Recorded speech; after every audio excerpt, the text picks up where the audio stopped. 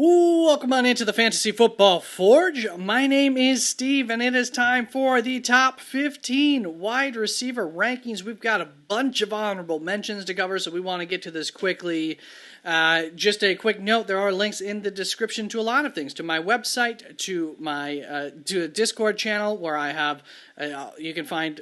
It's all in the description what you can find there. We got to get moving. But also links in the description to previous positions that I've covered. Just did my cornerbacks recently, linebackers before that, offensive tackles before that, running backs, and interior defensive line. All available for you if you want to see those positional rankings. But wide receivers, this is a fun one.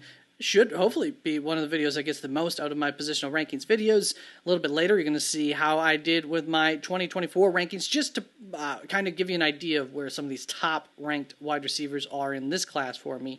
But without further ado, we've got some honorable mentions to cover. First of all is my number 34 ranked prospect, Joey Herbert. By the way, right up ahead of me. It's pretty self-explanatory if you looked at it, but those are the guys who did combine testing out of this group, and every prospect going forward, I'll have that up there that you can check out. And that's, once again, those are the athletic numbers for these players. So for Joey Herbert, he was not in a combine invite. He is coming to us out of Texas State. He is a slot specialist. I like to think of him like the wide receiver version of Danny Woodhead. He's 5'11", 190 pounds. That's 3 inches taller and 10 pounds lighter than Danny Woodhead. So I'm not saying that they're an exact physical replication of one another or anything like that. They're very different builds, but their ability to make a highlight when the ball is in their hands is what I'm grasping onto with that kind of comp there. They're the types of guys who will make the most out of every opportunity that they get. I have a 7th round draft grade on him. That's going to bring us on to my number 24 ranked prospect, Isaac Tesla. I believe that's how it's supposed to be pronounced, because that's how they were pronouncing it, like at the Combine or at Senior Bowl or something like that. He is coming to us out of Arkansas. And for me, if you take wide receiver Justin Watson and you add a splash that's out of Kansas City, if you're not too familiar, bigger kind of type of wide receiver, possession wide receiver, and then you add a splash of MVS to that, and you add a splash of Cooper Kupp in there, and that is the cocktail to create what Tesla could be. Maybe it's going to be off-brand, all of those, and then you're just going to get an off-brand, whatever that cocktail was. Not off-brand, but what is that, rail? Maybe we get the rail versions of all those instead. But Alec Pierce is another guy who would be a solid comp for him. But I like my cocktail better. At 6'3.5", 213 pounds, he's a big target with excellent hands, and he has a great athletic upside in his profile, and that also shows up on the field. I have a late 5th to early 6th round draft grade on him. Bring us to my number 23 ranked prospect in Efton Chisholm III. Also great names, has helped these guys to stand out, but I don't think I'm doing any kind of name scouting here. I think I'm scouting these guys based on the players that they are. Efton Chisholm comes out of Eastern Washington. He's an excellent short area quickness guy. His routes are like butter. He is well built at 5'10", 195 pounds, and that shows up in his toughness on the field. He is limited, but I just would not bet against him. He's one of those guys that you watch it and you want to root for him, and you're thinking, yeah, I mean, he's going to find a way to make it work to some extent at the next level. I have a late 5th, early 6th round draft grade on him. My 21st ranked prospect is Dante Thornton Jr. He makes this list. It's a mandatory addition. He's coming out of Tennessee. Look at his athletics ahead of me, and you'll get an idea here. So I'll cover those in a second as well, some of them. But he's like a mandatory for anybody and everybody's honorable mentions at the wide receiver position. Everybody's going to talk about him at some point, because nobody wants to be the person to have not mentioned him, to not be able to say in a few years, see, I told you he was a sleeper. I told you to keep an eye on this guy. I told you he had a chance at being a highly successful receiver at the next level. Yeah, he's 6'4.5", 205 pounds, and he ran a 4.3 flat 40. You see every bit of all that on display when you watch his tape as well. It's just really hard to project a Tennessee wide receiver forward because of the system that they run in Tennessee. I have a straight 5th round draft grade on him. Definitely a guy who has all the upside in the world. Might never make it onto the field as well. Let's bring us on to the 17th ranked prospect in Andrew Armstrong out of Arkansas as well. I liking these Arkansas wide receivers, and I mean, man, for their quarterback. What a fun little group to have been throwing to. He's 6'4", 202 pounds, another big target. He's also very agile. He has excellent ball skills. Make your quarterback proud to have him make a lot of catches that your quarterback's wishing they had back, and then he comes down with the ball anyways. Very quarterback friendly in that sense. Very big target for your quarterback to throw to. I like him more than I liked Bub Means last year. And Bub Means was a guy that was expected to go undrafted, but he ends up going in the 5th round to the New Orleans Saints. And one of those guys who I wish I had stronger conviction for in terms of my grading. So I'm trying to learn my lesson here with Andrew Armstrong. I've got a straight 4th round draft grade on him based on where Bub Means went last year. I think he's better, so moved him up a little bit. That's bringing us on to my number 16th ranked prospect in Jalen Lane. Ultra exciting, somebody who you watch the tape, you don't forget about it. Coming out of Virginia Tech, and I mean, it's easy to say what stands out about him because I think that he is ultra electric, and I think that he is probably the most electric wide receiver in this class. Electric, a very specific wording for me. There's a lot of words that are similar to electric, but I'm using it specifically electric. Just 5'10", 191 pounds. A lot of these electric guys as well. A lot of these, very agile, speedy, quick guys like the Tez Johnsons, who we'll talk about shortly, are small. He's not small, so I'm not worried about him being able to withstand taking some hits at the next level either, and I like that a lot about him. Brings some special teams ability too for him. Given that extra size that he has, he can take that extra beating. 4th round draft grade on him. Definitely an exciting prospect as well, along with Andrew Armstrong. There's also a few notable names that are not in my top 17. Yeah, because we already know my top 16 and 17 being Jalen Lane, Andrew Armstrong, so not even in my top 17 here is going to be, first of all, Xavier Restrepo. He may get back into my top 16, 15, around that area. I like him a lot. I was never the high man on him, however, and he had a really poor pro day that I'm still processing, and I moved him back because of that, and I might move him back up a little ways as well. Isaiah Bond is the other name who's in a lot of top 15s. That's not going to be making my top 15 here, 16 or 17. Apparently, he has major character concerns. This comes out of a source that I trust, not to make up stuff, not to, it's out of the Check the Mic guys, if you're not familiar with them, ex-PFF guys. Check the Mic podcast, really good podcast, really reliable sources. They don't make things up to create headlines. That's just not their style. And so they said that his concerns rise to the level of Jermaine Burton from last year. And if you followed last year's offseason, you would know that Jermaine Burton was not supposed to go in the 3rd round because of character concerns, despite people thinking that he had potential 1st-round talent. He ends up going in the 3rd round. The Bengals take a chance on him, and that has gone poorly to date, extremely poorly, and that's the downside of taking guys like Isaiah Bond. So looking for him to fall out of day 1, day 2, and into day 3 at some point. And then I do just want, before we get to the top 15 here, give a low-key shout-out to the Colorado receivers. They're all fun watches, and I think especially Jimmy Horn and LeJontay Wester, I won't be surprised if they're making plays on Sundays at some point in their careers. They're really slight kinds of guys. There is some concern about how they'll translate to the next level, but I won't be surprised if they go earlier than I have them ranked. I won't be surprised if, once again, they're contributors on offenses in no time. Really, really fun watches if you want to just watch some fun tape at the college level. That is going to bring us on to my number 15 prospect here in Tez Johnson, 5'10", 155 pounds, out of Oregon. I have a late 3rd to early 4th round draft grade on him.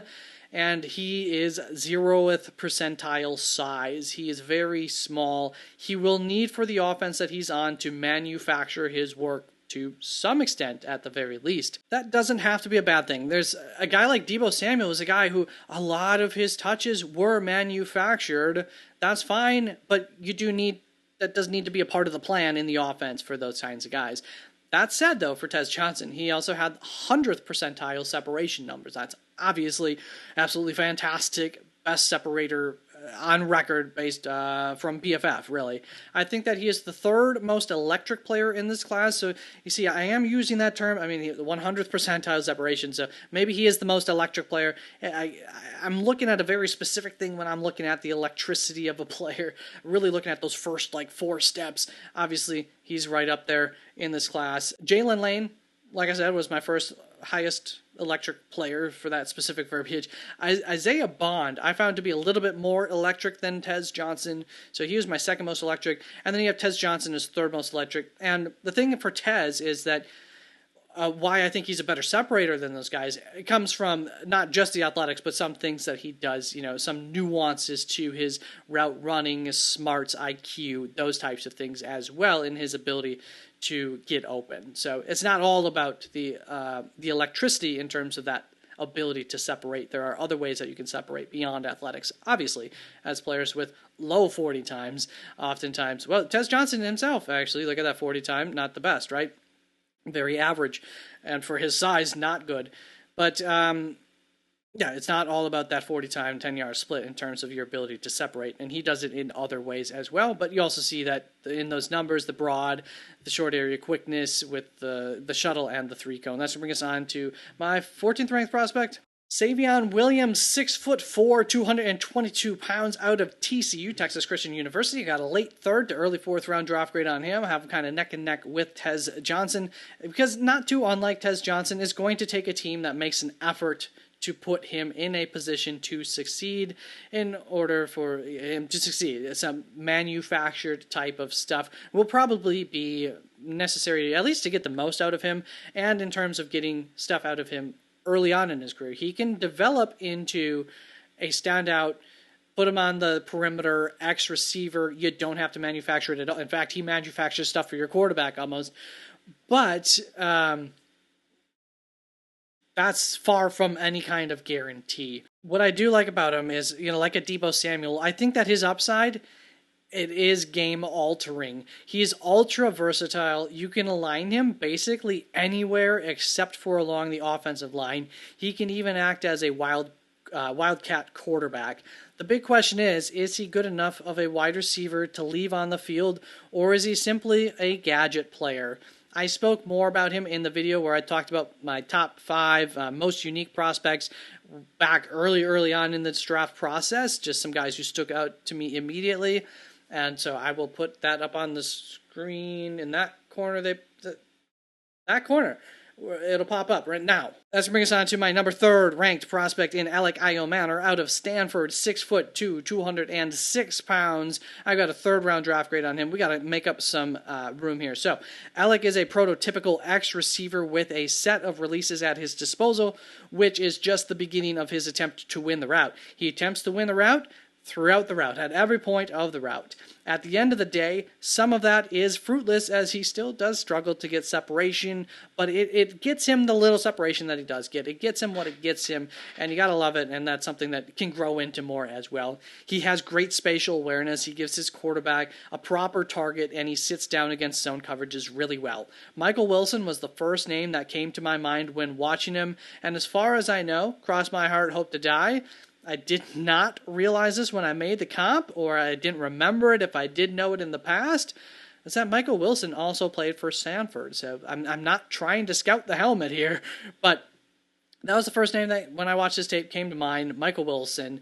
He also went to Stanford, just like Alec Manor. So now I have to follow through with this comp for the measurables. Maybe I'll put I forgot to create a slide for this. Maybe I'll put it quickly on the screen. But there's not a lot to follow here, so maybe I won't. 9.55 RAS for Michael Wilson, 9.78 RAS for Alec Manor. Both of them 6'2". Michael Wilson just 3 pounds heavier at 212 pounds than Alec Manor weighed at 209 pounds. So both of them quite athletic, big guys who don't always separate the best. There are differences to their game. It's not a perfect comp. There are just some similarities as well. That's going to bring us on to my number 12 prospect in Kyle Williams. 5'10.5", 186 pounds, coming out of Washington State. He is my 76th ranked prospect at this point of time on my overall ranking board, my big board, which once again, you can find that in the description. There are links to where you can find my big board. And my overall rankings will have some changes to them yet. So that 76th rank will probably not be exactly on once it comes to my final big board. Just a heads up on that. And that's going to be true of a lot of these guys. Kyle has had a solid offseason process that, combined with some fresh eyes on his film, has resulted in his stock soaring. First, he went from being completely off of the draft radar to on it from his performance and buzz that created at the Senior Bowl. Then, he was his next rise in stock came after the combine, during the combine, where he did well. I mean, you can see he didn't test and everything.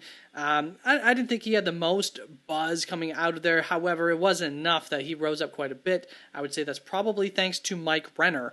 And then the next rise in his stock comes from, and actually he credited Mike Renner for putting Kyle Williams on his radar. So apparently this is, where we saw Kyle Williams' stock rise.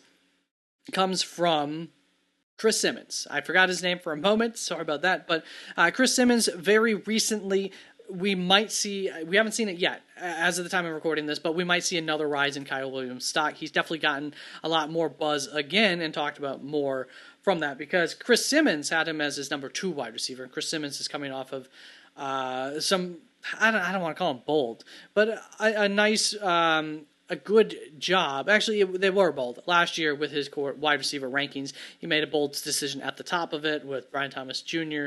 being his number 1 cornerback in a class where everybody had Marvin Harrison Jr. being their number 1. So coming off that, Kyle Williams is his second-ranked prospect. Obviously, that's going to help Kyle Williams' stock in the eyes of the public and gets him on more radars, as well as a guy who, if you liked him a lot, well, here he is. So, for me, he's far from a sure thing. There is definitely some bust potential for Kyle Williams. He's quicker laterally than he is fast vertically, and I don't hold that against. I'm fine. I don't care if guys have home run ability. It's nice. You want some guy on, I at least want that from my number 4 wide receiver if I don't have that elsewhere on my roster. But, in terms of the running backs, the wide receivers, I just need to get to the next 10 yards off the field, so I get a new set of 10 yards, and I keep doing that, and then I get into the end zone and I score, and that helps my defense to stay better rested anyways. So I really don't care about that. Just that's part of his profile. Quicker laterally than he is fast vertically, but he still does have the ability to threaten deep. So that's a great asset to have. You do want that. Sometimes you are behind and you need to be able to come back or something like that as well. He is still a bit raw for me. After 5 years of playing with a 1-year breakout, he's still raw in a few areas of his game. His feel versus zone is not the best. His route running is not elite. His ability to separate in the intermediate range is something that he struggles with a little bit. He's good in the short range. He's got the speed, like I said, to go deep, and he can create separation there. Where it really bites him is in that intermediate range, and you see that in that athletic profile. Look at that 10-yard split, that 1.55 kind of tells you, okay, yeah, not the fastest getting those first 10 yards off of the field, but he does have some nice quickness, really, good quick separation in his routes. He is still also a small target for quarterbacks. He's not the most quarterback-friendly receiver. There are some habits that he does in terms of not necessarily always coming back to the quarterback with his routes, not always attacking the ball, that are things that you would like to see from your wide receiver. Not all wide receivers do it. Kyle Williams doesn't do it. Maybe he will learn to do that better. Once again, still a bit raw, but you like a guy who's a fifth-year senior coming out to be a little less raw, in my opinion. I still may push him back a little bit into being a solid third-round prospect for me, whereas right now I have him back end second, early third. I'm hoping to get back to watching this again and solidifying my take on him. I'm kind of in between there right now with him. I do like him a lot, but I also see some major concerns with him. That's bringing us on to my number 11 prospect in Torrey Horton. 6'2.5", 196 pounds. He is my 75th overall ranked prospect, just one spot ahead of Kyle Williams, have him kind of touching back-to-back. But Torrey is coming off of a season-ending knee injury in 2024. That's part of the reason why I struggled to completely separate him from Kyle Williams. That said, he did do stuff. He is apparently recovered from that. It was not apparently something that's going to take 6 months to recover from him. He was active at the Combine. I cannot find exactly what that injury was, but once again, he participated at the Combine stuff, so I think we're over that being a concern. But it maybe there is still something that shows up in his medicals. With that being such a recent thing that did end his season, he is an easy watch. I really, really like the tape on him. I have very few negatives on him. He's one of those guys where my list of negatives is very short. My list of positives is not the longest for him either. There's just a lot of stuff. He's an easy watch, once again, for me. A lot of stuff that I like about him. He's very versatile in terms of where you can line him up. His release package does need some work, and he needs to improve in his blocking. Those are like the negative areas. Maybe he's just not a guy who's going to be, a great blocker for you ever. And you can find spots for them. Those types of players, and depending on your system, you care about that or you don't care about that. I don't know what to tell you about him really beyond all of that. I feel very comfortable drafting Torrey Horton is really how I feel about it. And like I said, very good against zone, and I like that aspect of him. That's bringing us on to my number 10 prospect. Go back to the last guy who I thought was a zone destroyer was Rashee Rice, and you saw the kind of career that he has been having. So that brings us on to my number 10 prospect in Jalen Knoll, 5'10", 195 pounds. My 74th ranked prospect, having tied hip to hip with these guys as well. I do kind of lump these guys together where there's just not a big difference. It's kind of what flavor do you want? What specifically steps out to you the most? You see his testing, size. His athletics are all very, very good athletic testing.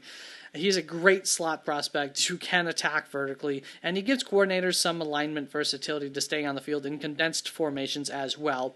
He is quick, he's agile, he's explosive, he gets up to speed quickly, and he has incredible upper body strength to play through contact, and you do see all that come through on tape. Unfortunately, he's also really short. He has extremely short arms and very small hands, and you do also see these things come up on tape. You see him with some drop issues in the past. You see that he does disappear from time to time, depending on, a bigger matchup that can just kind of lock him down due to his size, not being able to get open, and once again, just disappearing for entire games.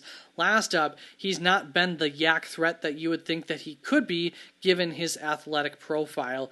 His big playability is why I pushed him ahead of Torrey Horton, even though on a down-in and down-out basis, I trust Torrey Horton more. So, once again, are you looking for some guy to just bring some juice to your offense, a vertical threat, or are you looking for some guy who can get you the first downs and just be a 100-target kind of guy? I think that's Torrey Horton. Jalen Knoll, probably not quite 100-target kind of guy, more like your number 2 explosive vertical threat without that being the only thing that he can do, but also a little bit matchup prone. And I don't expect that, the size issues will go away when you get into the NFL compared to how you played at college. So that is just one of those bigger concerns for me. There are quite a few people out there who are really big on Jalen Knoll, and I get it. I see it, and you see the athletic testing. It's understandable. I'm just a little bit lower on him than some are. As brings us on to my number 9 prospect in Jack Besh, 6'1", 214 pounds. Gosh, we got to get these moving, but it's the wide receivers. You love this video. Coming out of TCU, Jack Besh is my 45th ranked prospect. He is a Shanahan system match through and through. He's a highly physical receiver who's not only willing, but able to help as a blocker. He is an experienced and savvy player with great hands who can contribute on special teams, and he brings good energy to the field. He is passionate about the game. He is not a burner. He's not out there creating a lot of separation, but who cares? That's just not really his style of game. He's still plenty athletic. I believe that like Cooper Kupp did in the Shanahan system, he could be a team's number 1 guy. If you see the Rams trade back from their 26th pick, it's to get into better position in order to hopefully land Jack Besh, whether that be in the second round at some point or in the early third round if they're lucky. They don't have a second round pick currently, so that's what I'm saying. If they trade back, acquire some sort of capital, either they're taking Jack Besh if they trade back a decent ways, or they're getting some capital to move that third pick in to attack Jack Besh if possible. That's just my thought on it. I'm sure they have their eyes on him and will be tracking him throughout the draft and tracking where they think that he's going to go in the draft and see if it doesn't make sense to potentially get him to the best of their ability. That's going to bring us on to my 7B. I've got a tie here between Luther Burden and somebody else. But yeah, big surprise here, right? Basically my 8th ranked prospect, Luther Burden III, 6 foot, 206 pounds, a guy who plenty of people have as their 2nd ranked prospect out there. And also, a lot of people do have him closer to where I have him. Maybe not ranked positionally so much as ranked in terms of where they think he'll go in the draft. There are just some wide receivers who I like even more than others too that has pushed him back a little ways, but I'm pretty much in line with where he's going. He's my 36th ranked prospect. That's where you see a lot of the experts tend to be mocking him these days, early 2nd round.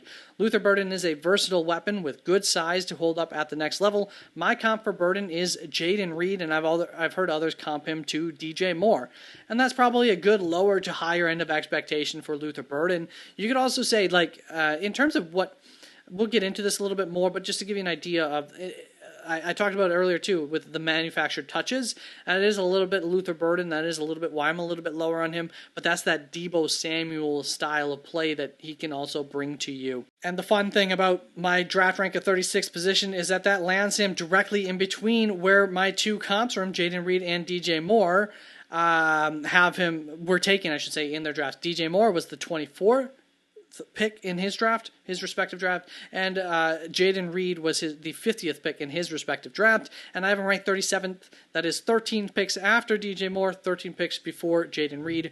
It's a totally different draft. That's just an anomaly that happened, but it is literally halfway between them. That's kind of funny. Where he's going to struggle the most early on in his career, at the least, I think, is when he's going to be lined up on ball as a perimeter X receiver. And I say this, maybe they don't ask him to do this, but some people think that he can do that, and that's where I would have the most concern about him. Once again, thinking more of a Deebo kind of guy, where you maybe manufacture that stuff, don't quite ask him to do that so much. But I do think, press man coverage is where he struggles. Creating things on his own, I don't think is his strongest asset. He struggles to get clean releases, and his route running is still a work in progress. I'll get into this more with my next prospect, my 7A, but I'm pretty darn sure that he did not play at 206 pounds. That said, he ran a 4.41 at 206 pounds, so I don't think there's much reason for him to lose that weight. I would anticipate that he'll probably retain that weight in the NFL. That's going to bring us on to my 7A prospect. We really got to get going here. Jalen Royals out of Utah State, 6 foot, 205 pounds, and I do think that he played at 205 pounds. He's my 36th ranked prospect. In terms of the versatility and size, Jalen Royals and Luther Burden are very similar to identical. More on that shortly. One reason I tend to lean into liking Jalen Royals more is that I think that he's more quarterback friendly, and where Luther Burden has room to grow for his route running, Jalen Royals is already there. Because of that, you trust him playing out on the outside as an X receiver, outside of being that slot-only kind of guy more. You have greater trust in his ability to do that. He doesn't need as much manufactured as he is able to create on his own. The comp that I've seen on Jalen Royals is Amari Cooper. When it comes to trying to put one of Burden or Royals above the other, I wanted to touch upon where I've struggled and why I have them 7A, 7B. Personally, I give more weight to the most recent season of play for prospects in 99% of the cases, and I think that is the same of any scout or evaluator. You put more weight on more recent production, unless that's a guy that you really liked. I talked about this a little bit in the recent cornerbacks video. If you have really, really high expectations for a guy coming into the season, it takes more convincing, more poor play for guys to get off of that. And I think that you're slowly seeing that happen with some of these guys finally in the draft process later on here, including a guy like Burden. But where the minuses are for Jalen Royals in comparison to Luther Burden are going to be the level of competition. This is the big one for me. This is the thread that is truly has me having them connected at the hip instead of having Jalen Royals, my 7th ranked prospect, and Luther Burden, my 8th ranked prospect. There is a difference in the level of play that they faced up against. There's also the injury in 2024 for Jalen Royals, whereas Luther Burden didn't have that injury, so a little bit of concern about that, but I think we're good there. And last up is going to be Luther Burden's 2023 season. This is really where I want your eyes to be. You see that grading.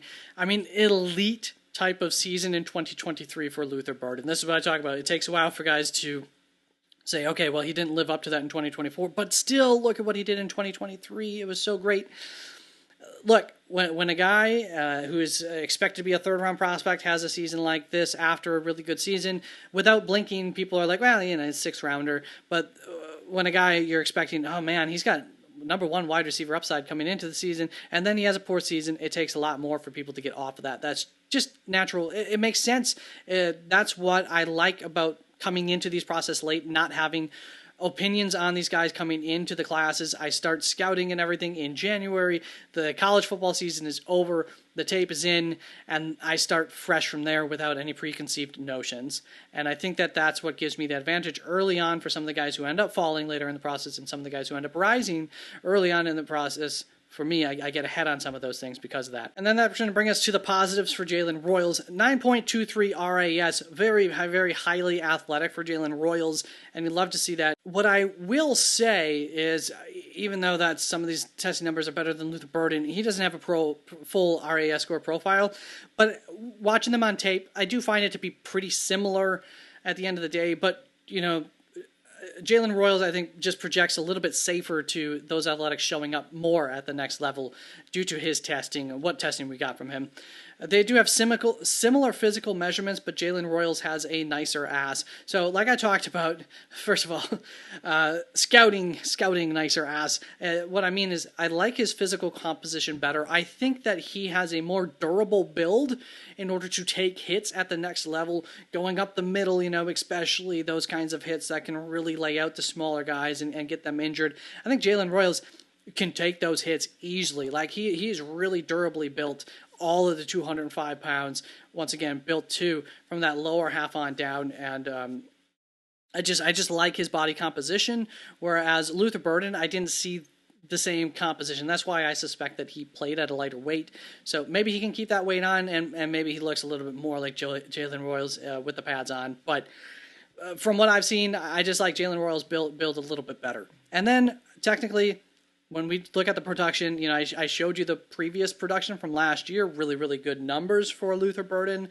But in 2024, that production is way in favor of Jalen Royals. Once again, level of competition, keeping that in mind here. 7.9 receptions per game compared to 5.1 receptions per game in favor of Jalen Royals. Over double the average yards per game. Jalen Royals was averaging 120 yards per game before his injury, whereas throughout the entirety of the season, Luther Burden averaged 56 yards per game. And nearly double the touchdown production. Jalen Royals averaged almost a complete touchdown a game.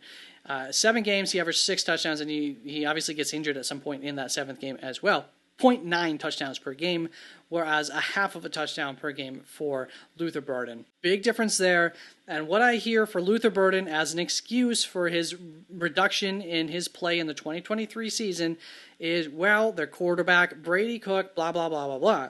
But I can assure you that Brady Cook, the 190th ranked prospect in this class, is significantly better than the quarterback for the Utah State here, Spencer Petras, prospect ranked number 645. So when you're comparing the two and you try to say, well, the 2023 for Luther Burden, there's an excuse because of the play of Brady Cook. Look, the play of Spencer Petras was not as good as the play of Brady Cook. Not even close. So bad excuse. That's comparison on to bad excuse. I mean, at least in terms of a direct comparison there. Bring us on to Matthew Golden here, 5'11", 191 pounds, my 6th ranked prospect, 25th ranked prospect overall.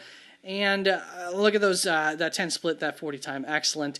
Every time I watch Matthew Golden, I either come away underwhelmed or excited about his potential. As you've heard by now, his 4.29 40 is not a good representation of his play speed, but he's still plenty athletic. One thing I always try to look for is if a guy flashes hands late. It creates a huge advantage versus corners because the cornerbacks have no clue that the ball is about to come. A lot of times they see a guy with his hands out, they know that the ball is going to come, they can swipe their hands, swipe that ball away. But when you put your hands out there late, they have less time to be able to do that. It's part of what made Randy Moss so great. Randy Moss was the king of late hands. Golden flashes his hands late, and I love that about his play. Another thing that he's great at is creating separation at the top of his routes. However, sometimes he gets a little too creative and he ends up dancing around a little bit too much, and I really don't like to see wide receivers out there doing a TikTok dance mid-route. it gets you nowhere. The cornerback just kind of sits on it, waits for you to do something, and then they're in your hip pocket anyways because it took you so long to do anything. That's bring us on to my number 5 prospect here in Emeka Egbuka, 6'1", 202 pounds, 24th ranked prospect. Differences between him and Matthew Golden and what you're looking to get out of him, but I think Emeka Egbuka, a little bit safer of a pick here. Emeka is highly experienced as a slot receiver. He's another guy who flashes late hands, and that's just the tip of the iceberg in terms of his football IQ and him doing all the little things well. He creates good separation, not because he's the best athlete on the field, but because he's an excellent, polished technician. He's an ultra-high floor kind of prospect. He lacks the electricity of a guy like JSN, for instance, who is an easy comp that some people throw out there. I don't really like that comp so much. JSN, I believe, has the ability to attack much more vertically than Emeka can. As we bring us on to my number 4 prospect, Trey Harris, 6'2.5", 205 pounds. Trey is in the mold of a true number 1 X receiver, something that there's maybe 12 of around the league at any point in time. Coming out of the Ole Miss system, he leaves evaluators with a lot of questions. What's his route tree actually like? Can he get clean releases against tight coverage? Those are the questions that can't be answered easily on tape. His body control is what helps to make him the playmaker that he is. He does a nice job of selling routes. He alters his speed, something that I love to see, multiple gears to his speed. He finds natural picks downfield. He gets his body in position to win the ball while it's in the air, and he can make catches from all sorts of different angles. And these are the things that give me some confidence to say that I do think that he could make that leap into being a top 5 wide receiver at the next level, potentially for some amount of years at least. An obvious comp for Trey Harris would be Ole Miss alum A.J. Brown, but I think that Brown is both thicker and more athletic than Harris is. I don't think he has quite that ceiling in the same way, but he does have a really, really high ceiling in my point. The high-end comp here is closer to Devontae Adams. I think that's a closer comp than A.J. Brown would be. Adams is also a little bit thicker than Trey Harris, but I think Trey Harris can add to his frame still, no problem. But the athletics are closer between Trey Harris and Devontae Adams. In terms of play style, they're all more physical wide receivers, but what I like the most compared to Devontae Adams' game for Trey Harris is his body control, as we talked about, and his comfort playing along the sideline. Devontae Adams made 3 feet along the sideline look like a mile. He could do so much, and he was so comfortable playing right along the line of scrimmage, right along the sideline. And I think that you see a lot of that with Trey Harris as well. Incredibly comfortable in tight spaces. His spatial awareness is, I would say, elite, which is something that, once again, Devontae Adams had that I loved so much about his game, watching him in Green Bay for all those years. That's going to bring us on to Jaden Higgins, 6'4", 216 pounds. It's a little bit more, has that size, maybe even too much of it.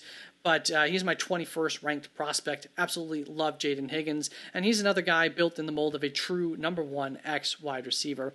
He's a smart player who is surprisingly athletic for a man his size. If you watch his film, you might think that some of his athletic testing is just that.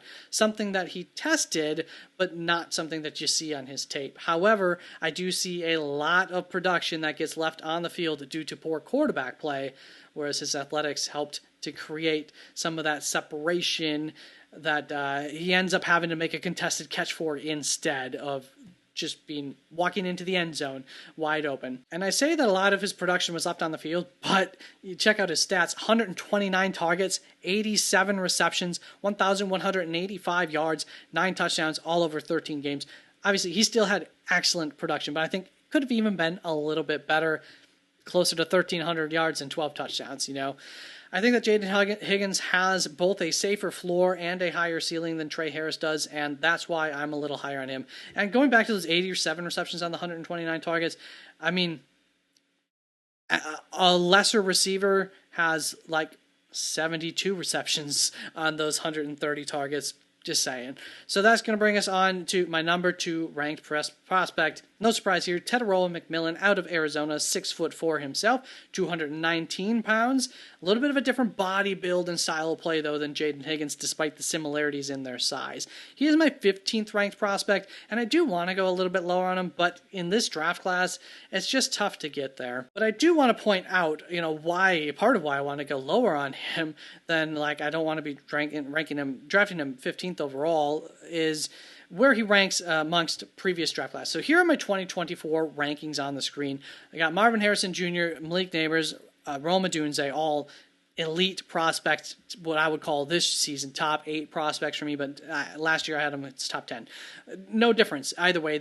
All three of them would have been in that elite category. I do not have Tedoroa McMillan touching that group. That would have not been an argument for me that I would have really been entertaining for too long at very least. And then that brings us on to my next tier of guys. A.D. Mitchell. He was my guy. I really liked him. I still like him a lot. And I think a different situation, a different quarterback, his production would look different. But A.D. Mitchell, Brian Thomas Jr., Ladd McConkey here, all just straight first-round draft grades on those guys. My next draft grade after that elite category. Top 24 is really what you're thinking here. Like these guys a lot. Ladd McConkey was high on him. But this is where I think the conversation starts. I don't think you have him ranked higher than BTJ. BTJ, another guy, big size, but more electric, just gave you more. So I don't think that's much of a conversation. The conversation starts with Ladd McConkey, and there are different flavors of guys. Brian Thomas Jr., by the way, went pick 23 in last year's draft. Now, last year's draft, you got 6 wide receivers going in the top 12. That pushes other things back quite a ways compared to this year's draft where it's 1 or 2, probably not 3, going in the first, 20-something picks. So that is going to be part of the reason why Brian Thomas Jr. goes even later. I think Brian Thomas Jr., Ladd McConkey, both of them, very comfortable taking them top 15, top 18 all day. And that leaves that little room for where I think I would have probably had Tedoroa McMillan. I would have had him over Keon Coleman. Xavier Worthy was a weird one. Xavier Worthy was my guy all off season. Thought he was a straight second-round prospect. Really liked him. A lot of people had him as a third-round prospect until he ran at the combine. His 40 time came through as the fastest 40 time ever at the combine, and that rose him on people's boards to be in line with where I had him. However, I did have specifically one first-round draft grade for Xavier Worthy. I said it in a video, and that was that Kansas City Chiefs. I'm okay with them taking him in the first. That's what happens, and he has a really good season. So Xavier Worthy is the one guy who, depending on the situation, I would have been okay with him going over Tedoroa McMillan out of this group. But I think I would have had Tedoroa. I think Buffalo takes Tedoroa over Keon Coleman. I think I would have had him ranked over Keon Coleman. I think at the end of the day, last year's class, I either have a strict first-round draft grade on Tedoroa McMillan or maybe even a 1.5, late first, early second, just because the class was a little bit different. But also, hey, look at those 2024 wide receiver rankings. Very proud of those.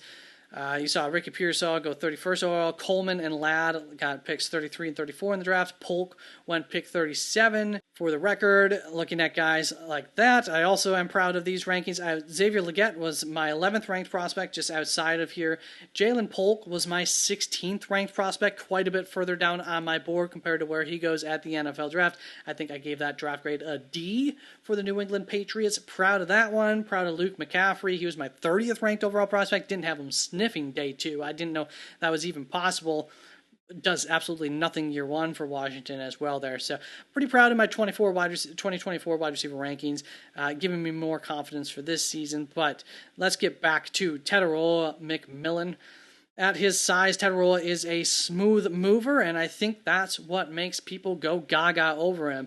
Not too dissimilar from people's fascination with Johnny Wilson last year, except that Tedoroa McMillan is a much better player than Johnny Wilson was, and he's at a more manageable height. Johnny Wilson was 6'6", 6'7", and he was a smooth mover, but still, that height just really never succeeds at a high level at the NFL level. Very, very rare. Still, you do see some of the pitfalls of taller wide receivers here on Tedoroa McMillan's film. He lacks separation, and he has an inability to make sharp cuts.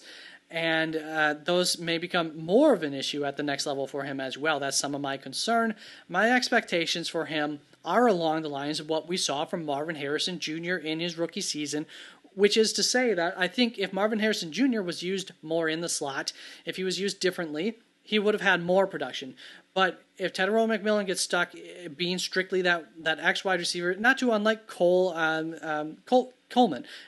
Keon Coleman as well, I think both Keon Coleman, Marvin Harrison Jr. misused in terms of not necessarily game plan and what you're asking from them, like coaching staff. You use them how you want to use them, that's perfectly fine. But misuse in terms of like fantasy upside, those production numbers. I would have liked to see them get into the slot a lot more than they did. Get used like a Rashee Rice in some ways. You didn't see that for either of them last year. Tetairoa McMillan, I think, has the ability to be play nicely from the slot and create some of that separation quickness, in part because of his size from the slot. But if he's used strictly as an X receiver, I would look for his production numbers to be something like what we saw from Marvin Harrison Jr. his rookie season.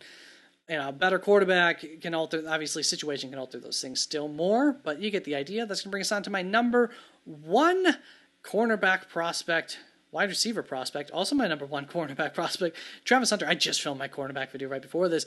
6'1.5", 188 pounds. I do not believe that 188 pounds for a second, much like Luther Burden. I don't believe that what he weighed in was his play weight.